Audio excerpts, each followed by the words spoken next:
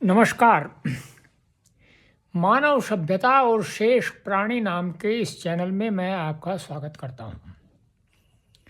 जैसा कि हमने कल प्रवृत्ति और निवृत्ति इन दो धर्म के दो प्रकार होते हैं उसके विषय में बताया था, तो इससे पहले मैं अपना विषय प्रारंभ करूं, एक छोटी सी घटना आपको बताता हूं। एक व्यक्ति जो है आज कहीं से एक झाड़ी काट करके लाया और वह झाड़ी काट करके ले जा रहा था। तो मैंने उससे पूछा, कहाँ ले जा रहे हो झाड़ी काट करके? उसने कहा कि मेरे यहाँ बंदर आते हैं और वो जो बंदर हैं वो बहुत उत्पात करते हैं, तो उनको रोकने के लिए मैंने कुछ स्थानों पर तो इसको लगाया हुआ है। जहाँ लगाया हुआ है वहाँ तो बंदर नहीं आते। अब जहाँ बचा हुआ है वहाँ इनको लगाऊंगा तो बंदर आने बंद हो जाएंगे। तो मैं एक परिवार में गया हुआ था, उन्होंने कहा कि बंदर आया हुआ है। तो मैंने उनको एक घटना वो बताई कि ऐसे ऐसे कोई व्यक्ति मुझे मिला था और वह व्यक्ति जो है यह कह रहा था कि मैं बंदरों को रोकने के लिए झाड़ लाया हूँ। तो एक सदस्य ने कहा उस परिवार के कि हमारे यहाँ ये एक अच्छा है कि बंदर कुछ नहीं करते हैं और जब भी वो हमारे पास में आते हैं, यह तो उसने नहीं कहा, हम उसको भोजन दे देते हैं। ऐसा मैंने देखा है कि वो भोजन दे देते हैं। तो वो भोजन के लिए ही आते हैं। जो इधर उधर जहाँ भी कहीं जाते हैं वो भोजन के लिए ही जाते हैं, शेष कोई ऐसा उत्पाती कर्म वो नहीं करते, ऐसा मैं मानता हूँ। तो मैंने ये कहा कि देखो, सब जानते हैं उदर पूर्ति किस प्रकार से हो सकती है। यदि कोई मनुष्य वैसे ना देता हो तो वो उत्पात करते हैं, सोचते हैं ऐसे मिलेगा। ऐसा बंदरों का सोचना है। लेकिन वो जानते हैं कि उत्पात करने से तुम्हें प्राप्त हो सकता है या कुछ ऐसा कर दो तब हो सकता है। तो उसी परिवार के जो मुखिया थे उन्होंने कहा कि हाँ, ऐसा आप सोच सकते हैं, हमें ये सब सोचने की आवश्यकता नहीं है। तो तुरंत मैं जो है मैंने कहा नहीं, मैं मेरे अनुसार क्यों सोचते हो भाई? तो मैं जो है वही आर्ष और अनार्ष परंपरा या प्रवृत्ति और निवृत्ति तुरंत मेरे जो है मस्तिष्क में आई। अरे, एक मार्ग प्रवृत्ति का होता है, एक होता है निवृत्ति का मार्ग। अगर प्रवृत्ति सुखकारी बनानी हो मनुष्य को अपने जीवन में, तो उसे वह जो प्रवृत्ति का आधार है, जो आधार ग्रंथ है कि प्रवृत्ति ऐसी होनी चाहिए, उसके अनुसार यदि वह कर्म करेगा तो प्रवृत्ति जो है वो सुखकारी होती है। और यदि उसके विपरीत कर्म करेगा तो वह दुखकारी होती है। और तुरंत ही मेरे मन में एक श्लोक आया, गीता का एक श्लोक है, ना सतो विद्यते भावो ना भावो विद्यते सतः उभयोरपि दृष्टो अंतस्तव अन्योस्तत्वदर्शिभिः। मनुष्य को सत और असत इसको जानना चाहिए कि सत क्या है और असत क्या है। और जो कोई व्यक्ति इन दोनों को जान लेता है वह तत्व की, ये समझ लो, वह तत्व की खोज करता है।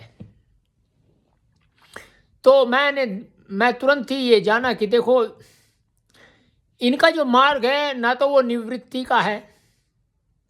हाँ, ऐसी प्रवृत्ति का अवश्य है जिसमें ये जन्म लेते रहेंगे, चाहे वो किसी भी योनि में ले, कोई भी हो, कैसा भी हो। और फिर मेरे मन में एक बात आई। बात क्या आई? एक ईशोपनिषद का एक मंत्र है, कुर्वन्ने वेहे कर्माणि जिजी विशेषतम समः एवं त्वयि नान्यथेतो अस्तु न कर्म लिप्यते नरे। हे मनुष्य, तू निष्काम भाव से कर्म कर और कर्म करता हुआ 100 साल की जीने की इच्छा कर। यदि तू इस प्रकार से कर्म करेगा तो तेरी जो है कर्म के अंदर लिप्तता नहीं होगी, ऐसा उसका अर्थ है या भावार्थ है। तो मैं ये सोच रहा था कि देखो, उन्होंने कहा ये प्रवृत्ति अगर कोई किसी की है तो उसको कर्म करना बताया कि तुम्हें कर्म कैसे करना है।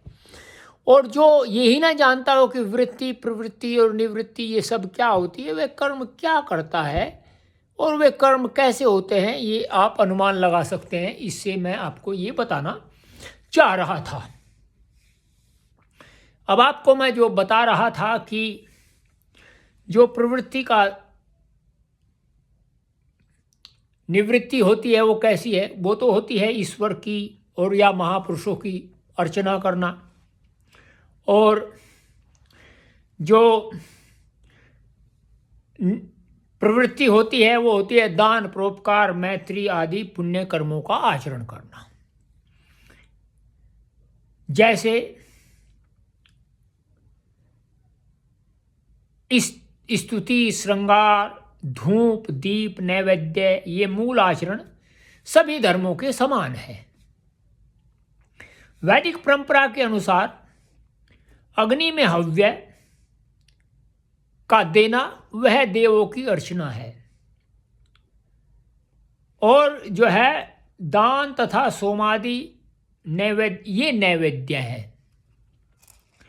तो आप जान सकते हैं कि जो प्रवृत्ति जिन का धर्म का पालन करते हैं उनको ये कर्म करने चाहिए, तभी वह प्रवृत्ति का 100% सही प्रकार से पालन करेंगे। और यदि वो नहीं कर रहे हैं तो वो प्रवृत्ति का पालन नहीं कर सकते हैं। अब यवधियों में भी है इस प्रकार से। यवधियों में जो अग्नि में मांस डाला जाता है वो ये समझते हैं कि हम देवताओं की अर्चना कर रहे हैं। ये एक आजकल बड़ा मैं आजकल क्या वर्तमान काल में मैं यहूदियों में नहीं देखा, वो बहुत सारी जगह देखा हूँ। जो है लोग यदि उनके कर्मों के कारण उनको कोई फल प्राप्त होता है तो वह ये समझते हैं कि इस फल का जो है आगे हमें इसका और कोई फल प्राप्त न हो तो हम अगर ऐसा करें तो ऐसा हो जाएगा। तो इस प्रकार के जो है लोग मैंने बहुत देखे हैं।